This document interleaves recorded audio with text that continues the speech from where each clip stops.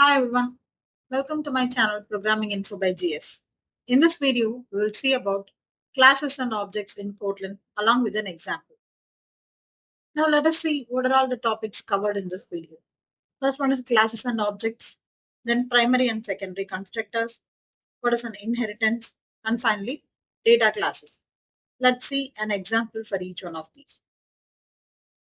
Now, what are classes? Classes are the templates for creating objects, and it defines the properties and functions of the objects in a class. We can consider the class as a design and object as the items built based on the design. Here we can see an example for the class. The class name is example class, inside which we have a property which is of string type, and I'm assigning a value hello. And then we have a function which is function example, inside which we will print the value of the property. So this is the simple class along with the function. Now let's create an object. So the objects are mainly created to access its properties and methods in the class. Now let's create an object for the example class. So here val my object equal to example class followed by parenthesis. So val is the keyword, my object is our object, and then example class followed by parenthesis is the constructor. So it will create my object of this particular type. And when we call the function example using the object, it will print hello. Coming to the primary constructor. So here we can see we define the constructor directly in the class header. So as shown below.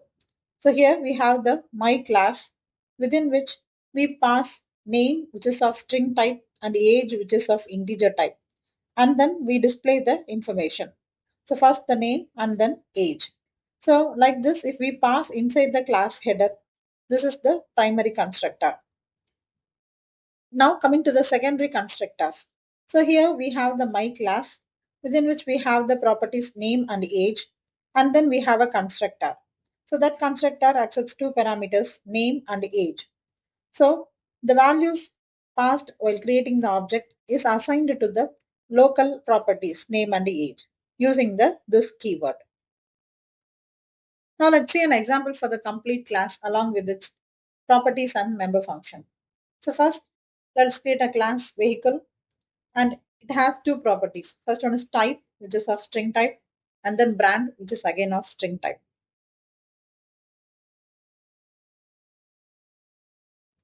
And then I'm going to create a constructor which accepts type and brand, two parameters.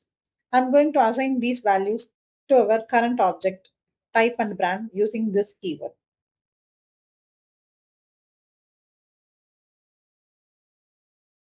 Now I'm going to create a function display details which displays the type and the brand name.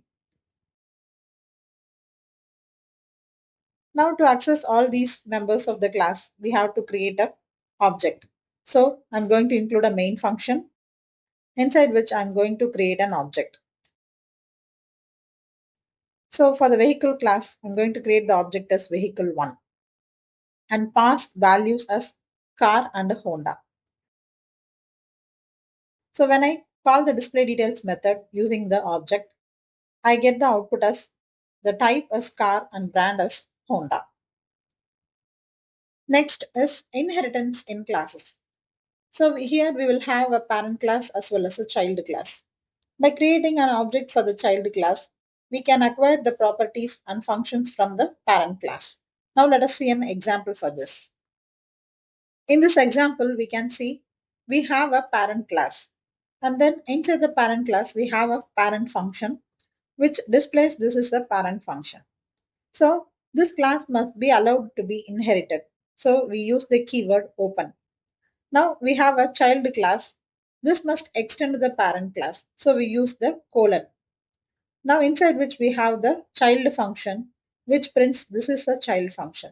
So when we create an object for this child class, we can access the both the functions, the parent function as well as the child function. Now coming to the data classes, this is a simplified classes for holding the data. Its main benefits are it automatically provides toString equals and hash code methods. Now let's see an example for this. Now coming to the example, here we use the data keyword and the class name as product. I'm going to include a property name, which is of string type, and then price, which is of double type. Coming to the main function, here I'm going to create an object, which is product one, and then pass values for name as laptop and the price as 75,000.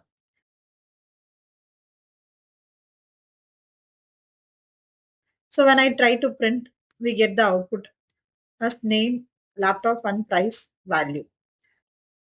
I hope you understood what is a class, how to create an object. If you like this video, subscribe to my channel, Programming Info by GS. Thank you.